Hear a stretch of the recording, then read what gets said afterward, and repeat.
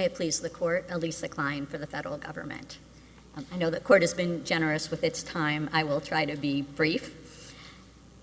After the Supreme Court ruled, the interim final rule that was before it was implemented across the country. And recognizing the court has a lot of discretion about how much guidance to give the district court on remand, I'll just touch on the claims that the plaintiffs in the conclusion of their... Give me the case you have, the best case for the proposition that we can and should do anything other than rule on the preliminary injunction, which is the limited appeal we have. Yes, recognize the court has discretion to do that limited vacator of the preliminary injunction, and that the plaintiffs concede that that at a minimum should happen. I was just, looking for some examples when the Supreme Court issued an interlocutory ruling, as it did in this case, what happened in the Court of Appeals. And so a fairly recent example was a different pandemic control measure issued by the governor of New York that limited occupancy at religious worship services. And it, made its way up to the Supreme Court kind of in similar fashion. And the Supreme Court effectively issued a preliminary injunction, and the Second Circuit then wrote a full opinion, even though the governor by that point acknowledged that there should be a preliminary injunction. The Second Circuit wrote an opinion to give guidance to the district court about the merits proceedings. Now, that's certainly one example. What about the Eighth Circuit's example, where it's just short and sweet? Right, and again, we're not saying that was error. We're recognizing this court has discretion about how to proceed, and I'm just struggling with the word discretion because we have limited jurisdiction on a 1292A appeal, A1, and it's on the preliminary injunction. Now, I understand if there was, let's say there had not been a Supreme Court ruling on this and we're having to talk about it, there can be situations where what we're writing on certainly provides some guidance. But here, where I think it's pretty clear what we need to do at least to me, it's clear what we need to do on the preliminary injunction. I don't understand why we should give advisory opinions and while it's down there, folks, think about this and how about that, and, so on. We don't do that anyway. But here, how can we do that and why would we do that? Again, I'm not here to push the court to do it. We do not think it would be an advisory opinion. So just for example, focusing on the anti-commandeering challenge to the rule itself, holding aside survey agencies, I recognize those are distinct. The plaintiffs did argue to the Supreme Court that the rule is coercive as applied to state-run hospitals and other state-run facilities because the consequence of not complying with the rule would be potentially loss of Medicare and Medicaid funding. And we addressed that in the Supreme Court, and we think the Supreme Court implicitly rejected it because it upheld the rule as a condition of federal funds, and under settled Supreme Court precedent, if that type of condition applies even-handedly to privately run hospitals and state-run hospitals, then there is no commandeering claim. So this is actually the issue that is most significant, and we think the district court, even though it didn't rely on it in its preliminary injunction opinion, it addressed it in a way that was legal error. It said, I need to know how many hospitals, et cetera, are run by the state as opposed to by private entities. That's on page 30 of the preliminary injunction opinion. And that's just legal error. Nothing turns on those numbers. The principle, and we know the court from Brackeen is very familiar with these principles, is when a federal regulation applies in an even-handed way to facilities or entities that are operated privately and entities that are operated by a state or local government, it just doesn't implicate the anti-commandeering doctrine. So make sure I've addressed the concerns on that issue, which in some ways is the issue of most importance from our perspective, to make sure there's no confusion back on remand about whether the rule itself is still in play. So if we simply wrote an opinion that said we hereby reverse the preliminary injunction and remand period, what would happen next in your view? Assuming that the district court does what it said it would do in its indicative ruling, it would allow a second or potentially third amended complaint, because not all of the issues that the plaintiffs are raising before this court were actually in that second amended complaint. And then presumably we'd move to dismiss. So that's why we're not here saying the court must do anything. We're just, as a matter of judicial economy, and since the court invited us here and gave us 30 minutes, we're just trying to make sure if the court chooses to address issues, we just want to make sure we have explained as clearly as possible. Well, where you're things welcome to use your 30 minutes or not to use your 30 minutes as you deem appropriate. stand. I will try not to belabor any points, but I do want to address any concerns that the court might have. So that's, as I said, this is the issue that to us is most significant, and we do think it was before the Supreme Court. There we were defending the rule itself, and regardless of whether it was being applied to a privately run hospital or a state-run hospital.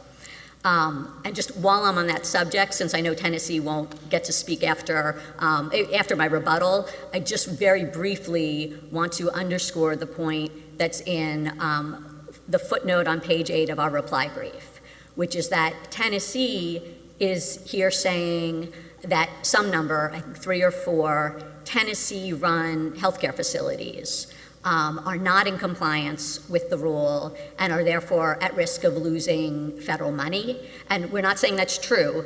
We're just saying even accepting that description, the exclusive venue is a district court in Tennessee, and that's by statute under the provisions that we cite in that footnote.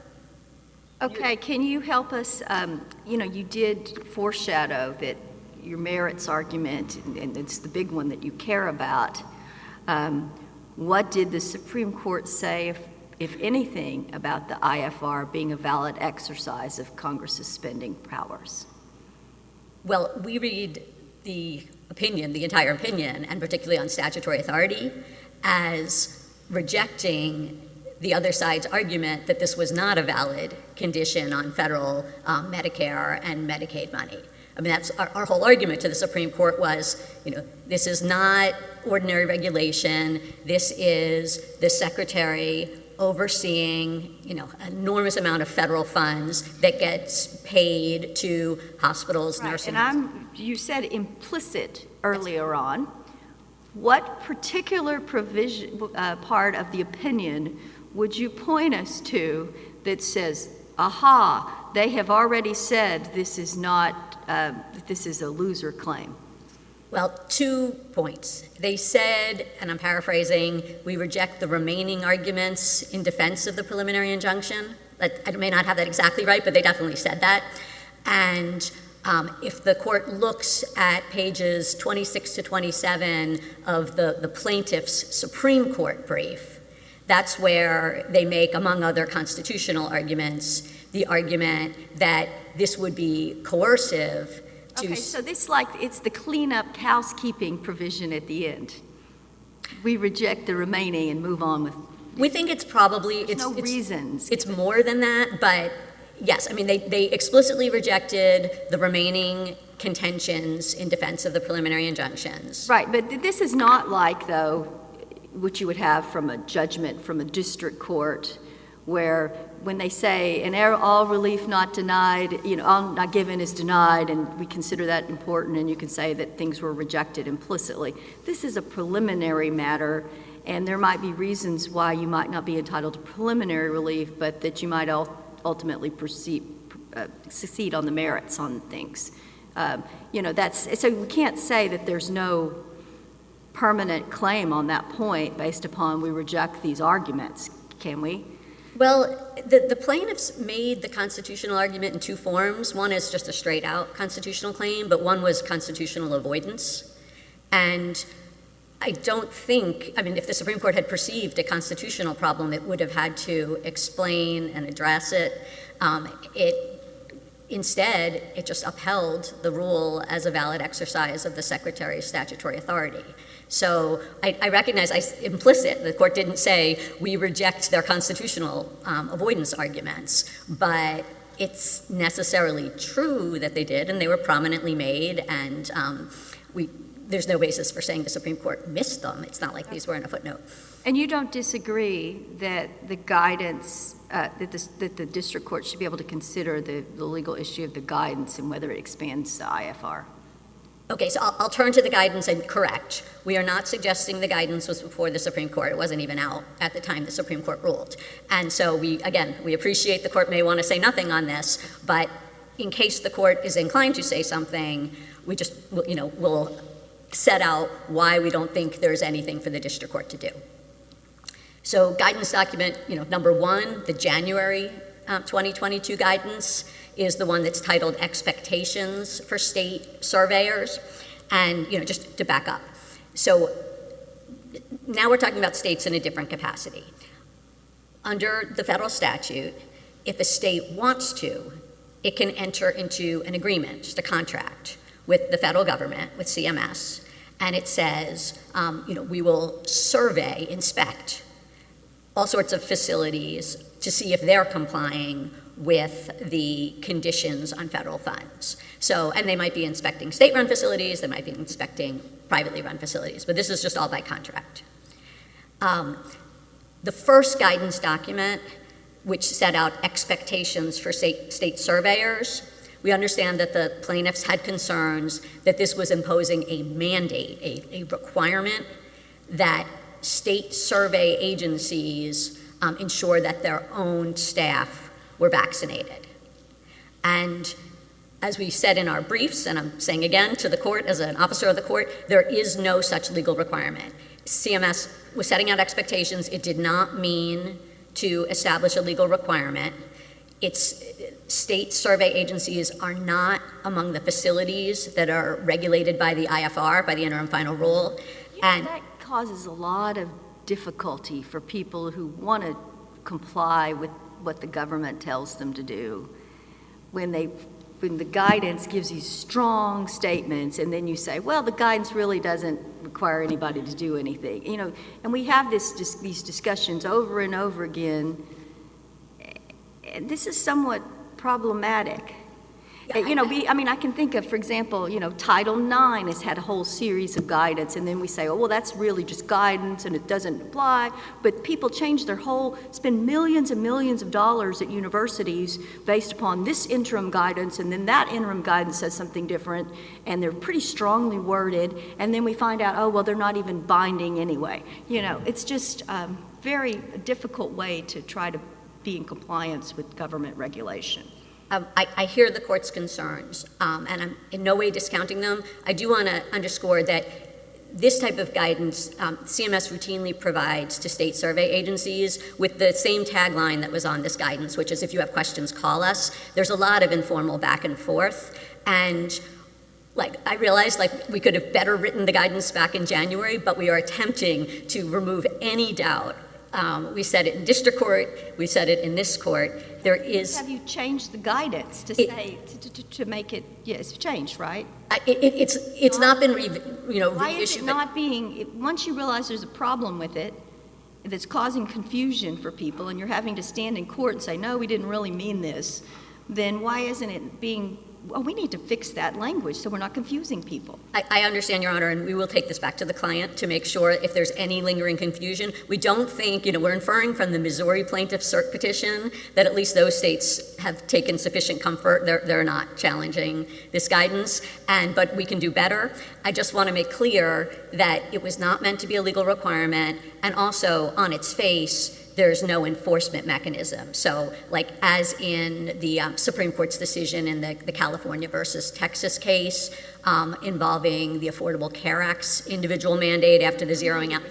Right, and so on its face, there's no enforcement mechanism. So under the principles set out by the Supreme Court, there's not standing to... Tell us what you think we should do in this particular case in terms of the remand. If the court is inclined to address issues on this particular... No. What is your position? Well, we are asking the court to address the commandeering issue because the commandeering of state-run facilities. The district court has never addressed that, correct? The district court addressed it in a way that was incorrect. They addressed it by not addressing it, right? Well, its reasoning on page 30 of the preliminary injunction opinion was legally incorrect. It suggested that anything mattered about how many state-run hospitals or other facilities there are. Is that an issue presented to the Fifth Circuit initially? I don't recall. That went by fast. I know in the Supreme Court where we had a little bit more time, we did emphasize that this condition applies even-handedly regardless of whether the facility is privately run or state-run. Did you make the argument with respect to the anti-commandeering statute that you're making to us?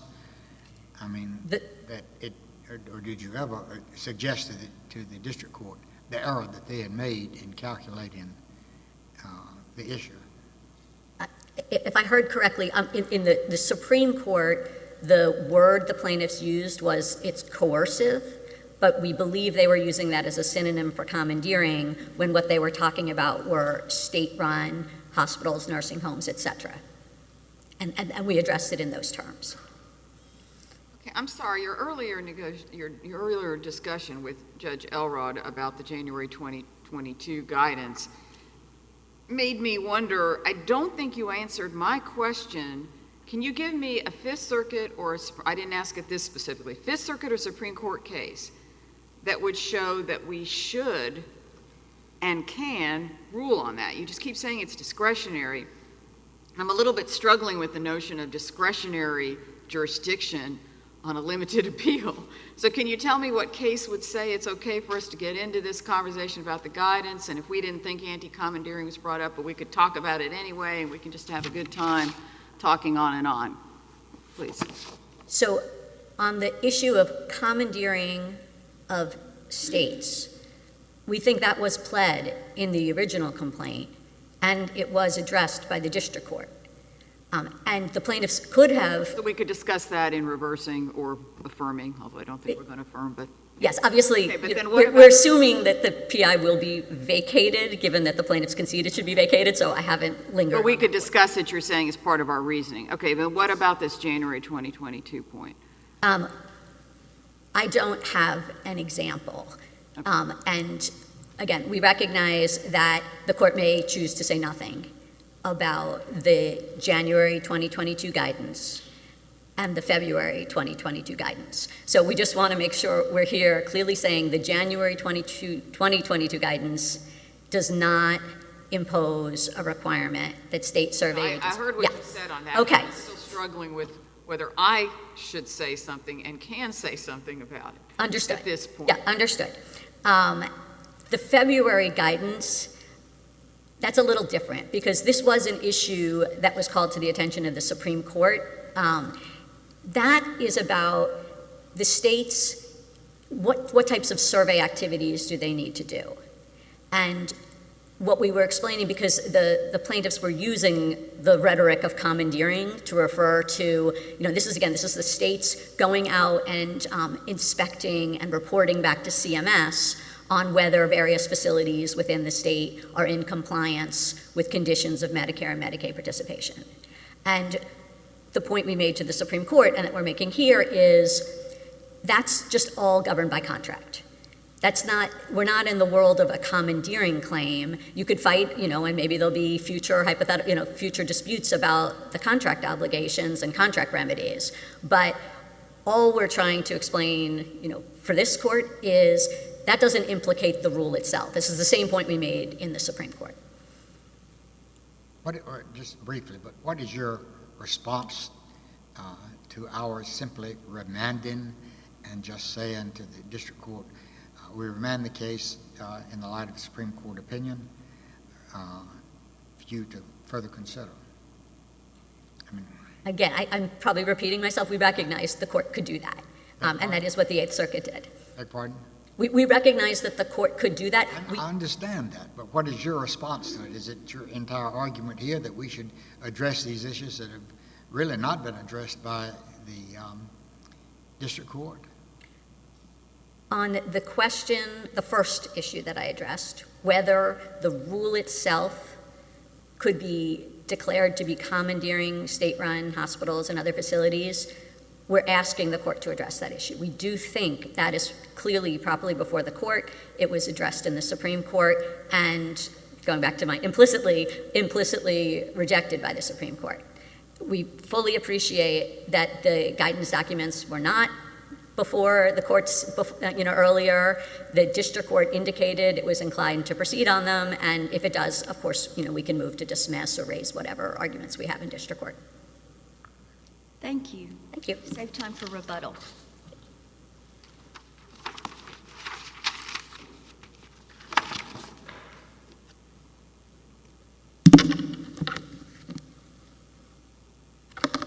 Good morning, Your Honors. May it please the court, I'm Liz Murrill, the Solicitor General for Louisiana, and I represent Louisiana and 11 other states who filed this action. I appreciate the opportunity to be here in person and talk to you about this extraordinary case. It's extraordinary for a lot of reasons. It's extraordinary because of the speed with which this litigation moved up to the United States Supreme Court. It's extraordinary because of what the government is asking you to do today.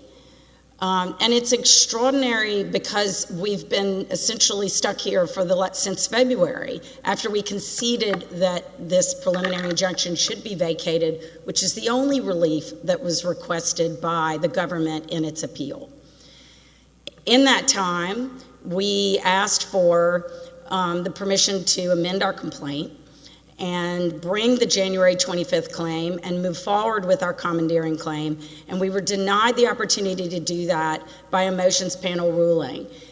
First by the district court judge who issued an indicative ruling, something we all learned a lot about, and then we brought it here, and we were denied by a motions panel, and it was referred to this panel to determine what to do about that ruling after we filed for rehearing en banc. Our suggestion, Judge Jolly, to your question about what this panel should do is that it should reverse the preliminary injunction, vacate it, remand it.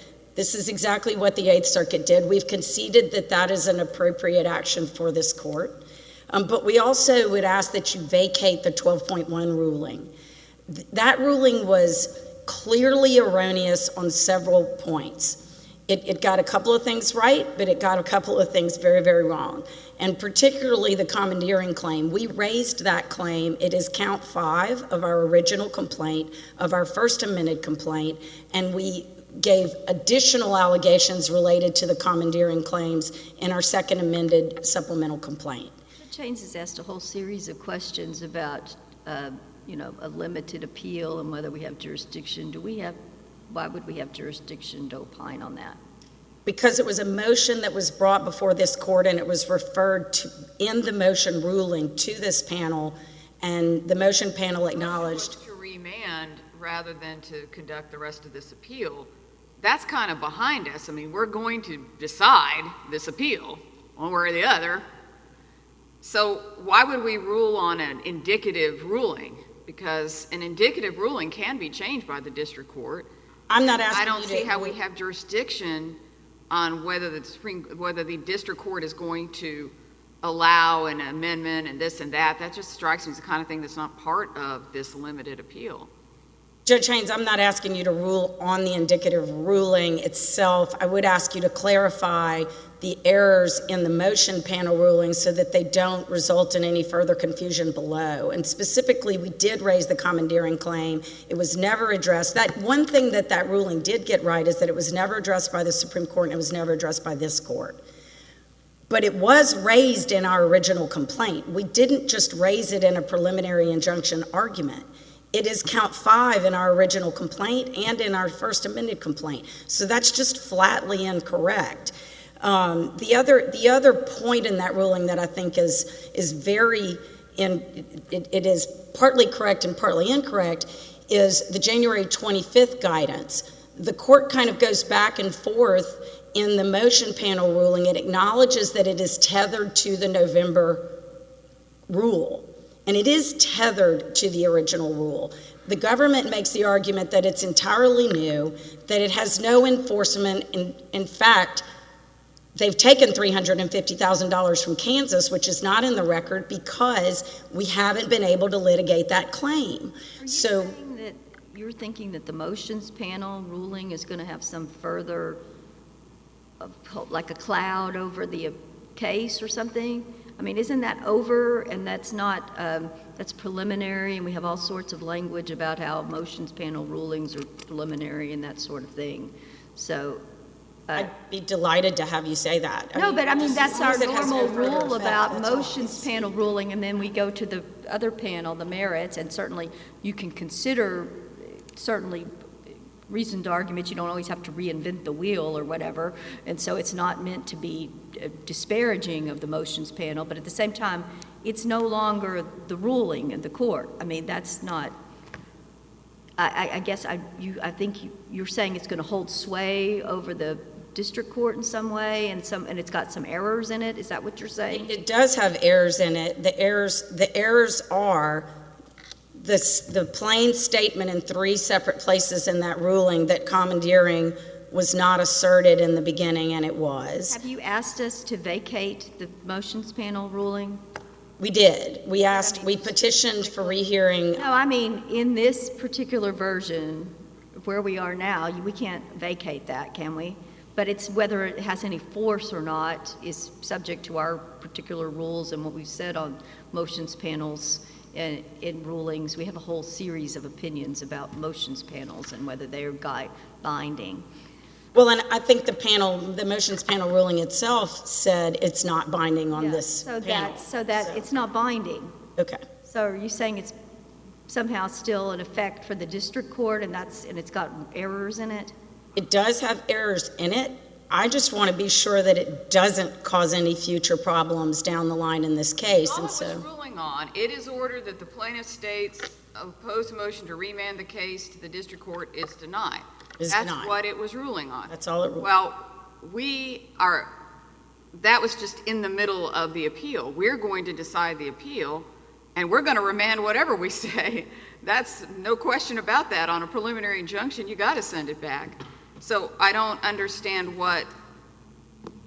so the holding in that is kind of over, because I think the motions panel knew we were going to remand. You're saying it gave some hints or something?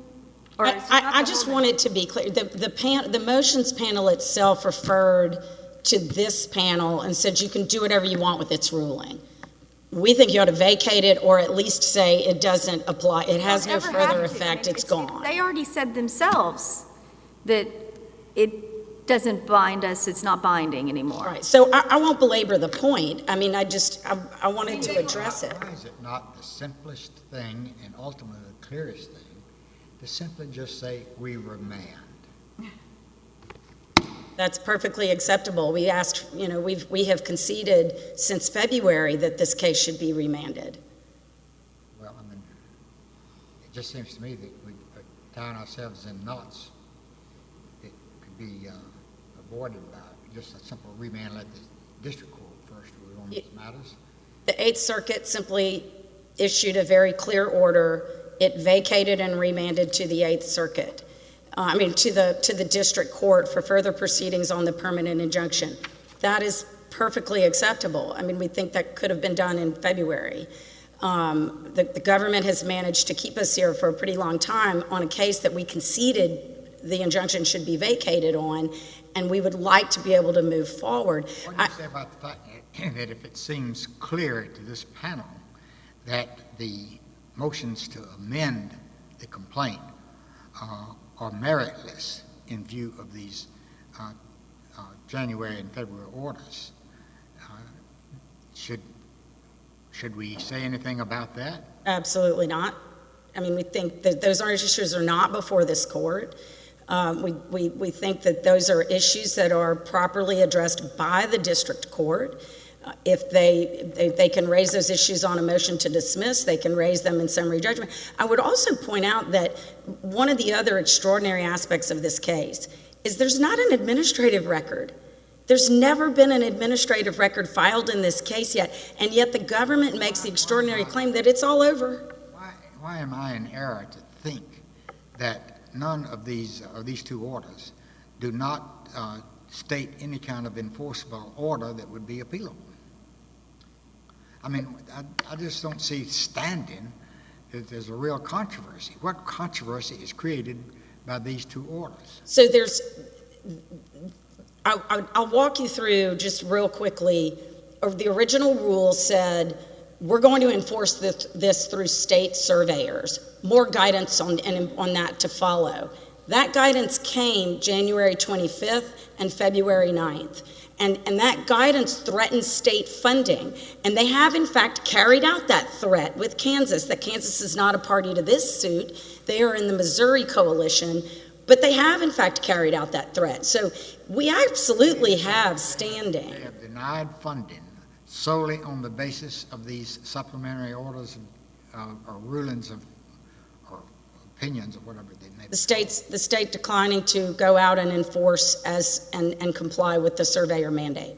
But isn't that why we shouldn't be ruling on that stuff? Because Yes. it's not before us, and maybe there's factual issue. I mean, I have no idea. I'm just saying, to me, our jurisdiction is over the preliminary injunction that was appealed, and we need to rule on that. And regardless of our ruling on that, we remand.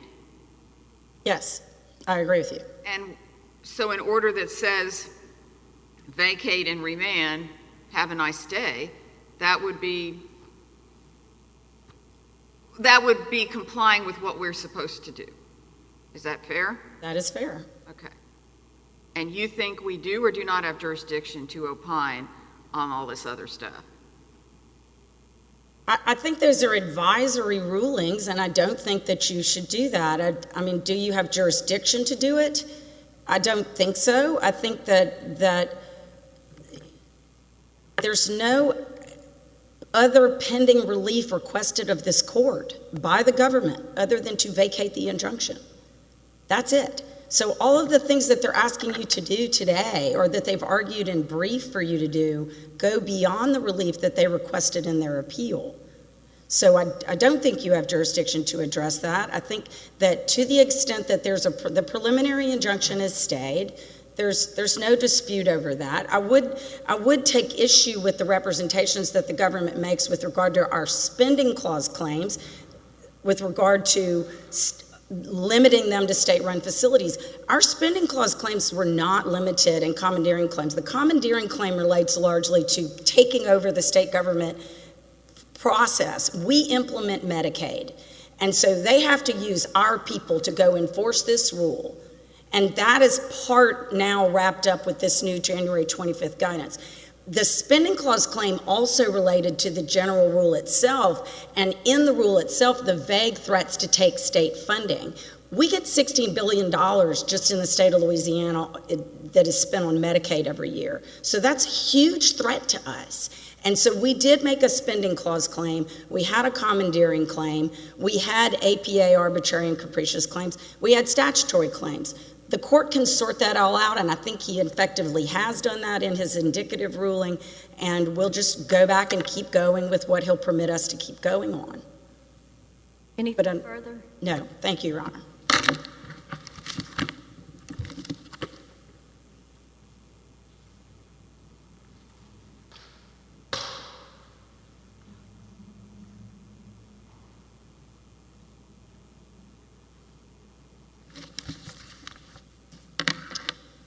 So may it please the court, Clark Hildabrand for the state of Tennessee.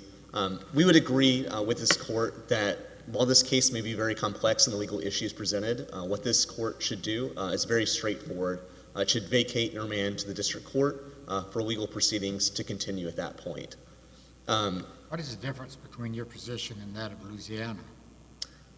We would agree with Louisiana that it should simply be vacated or remanded. So, I mean, you're just going to sing bass to what she's already said.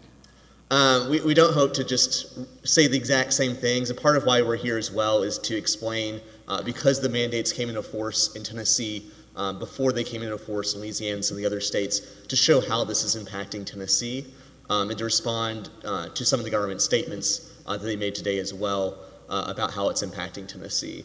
For example, they mentioned the footnote in their brief on page 8, footnote 2. They said there that it is our understanding that the facilities have already taken action to lift the immediate jeopardy and implement the IFR. But what this does not mention, what they have not mentioned today, is that shortly after saying this, they rejected our remedial plans that were submitted to CMS. And currently, right now, they have paused and have not told us when it will resume, but we have 60 days once they decide to have these proceedings go forward before they will terminate funding for these facilities for those intellectually disabled who need help. At that point, they've also mentioned that our only avenue for relief is to sue in a district court in Tennessee. However, what this neglects as well is that there's actually more of a process after the end of that 60 days. Then we can also go before an HHS, ALJ. You can't come to the Fifth Circuit. As much as we are valuing seeing Tennessee, and it's very nice to see you, I don't understand how their point that you need to go somewhere else, I guess, is really what she was saying. So, Your Honor, I think it's very common for states to join with each other in litigation. This happens all Oh, I understand that, but you by yourself, Tennessee is the one, let's just say Tennessee's the one where all their hospitals are losing money and this and that, and there's just all these problems. You can't just ask Louisiana to help you out. They've also got to be suffering the same thing that you say you're suffering for them to be able to sue within the Fifth Circuit. Well, so, Your Honor, so we tried to join this suit on February 4th. That's when we were going to file the Second Amendment complaint. So it was not until after that the actions were taken against Tennessee then. And I'll also point out the federal government never opposed in the district court Tennessee or the Commonwealth of Virginia joining this litigation. They had no problem with us joining the case there. And that's very common, that you have different damages amounts for each particular state, and they each submit their own affidavit. The ACA case is a great example. You know, the Supreme Court found that it wasn't related enough to the subject matter, you know, the harms that the states were going to suffer. But in a but nonetheless, prior to that, everybody agreed that they had standing because they had each of their individual affidavits of all the expenses that the states had. And so, you might have a standing issue at some point regarding whether or not it relates to the subject matter or something, you know, and we're certainly not here to judge that today, but why couldn't you bring that in a lawsuit with other states in a coalition and say what your amount of damages are? So at the time that we were trying to join this case on February 4th, we were facing a very impending deadline of it being implemented in Tennessee. To us, it made sense, as in other cases, to join an already existing lawsuit that was going forward. I just want to clarify, I wasn't suggesting you have to have the exact same damages because every state's obviously going to have different amounts of money. My point was you have to have a similar case. I don't see how you can just join because you're unhappy with the United States government, because then that would be a lot of joinder. I'm just saying it needs to be joining in the same problem, and it sounded like there's some suggestion that y'all are suffering from something that others aren't. If that's not true, then yes, you can join, but if you were suffering something different, I don't mean in amount of money, I mean in concept, then I think you do have to sue by yourself, and you can't just do that here. If you can join Louisiana, fine. I'm not ruling on that. I'm wondering why we're even having this conversation. I mean, this sounds like something that'd be interesting to talk about at lunch, but I'm wondering why we're having this conversation in this case. What is our jurisdiction over this? And I don't want to suggest I'm having lunch with you all, sorry. We were simply asking to remand for the district court to do so, and we were asking this court to do so as quickly as it could then. Do you have anything else? Well, I think there are arguments the federal government has made that we would, if it's all right with this court, we would like to respond to. We had similar. So on similarities, we had similar anti-commandeering arguments that Louisiana and the other states had put forward. We had similar spending clause arguments that Louisiana and the other states have put forward. Those were not addressed by the U.S. Supreme Court's decision at all. If you look at the parts of the decision there where the federal government is pointed to, the opinion says that we also disagree with respondents' remaining contentions in support of the injunctions entered below. But then if you look at what follows, it's really just focusing on APA arguments and statutory arguments. The next sentence is, first, the interim rule is not arbitrary and capricious. And then the next paragraph is that other statutory objections to the rule fare no better. So there really is not this implicit decision against the states on those issues there. The district court had actually ruled against Louisiana on those issues, and that was not part of the appeal here. So what we're really just asking is for this court to vacate and remand and allow litigation to continue there. So we won't take any more of this court's time, but we appreciate y'all letting us be able to comment argue today. Thank you. Thank you. We have your argument. Ms. Klein?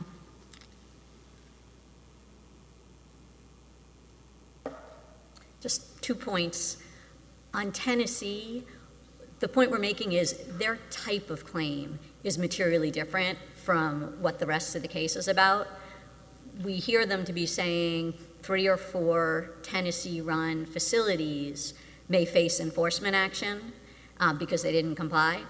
And if so, by statute, under the provisions we cited, the exclusive venue is a district court in Tennessee. This is not one, that type of claim by statute couldn't just be joined together with a bunch of other states and brought within the Fifth Circuit.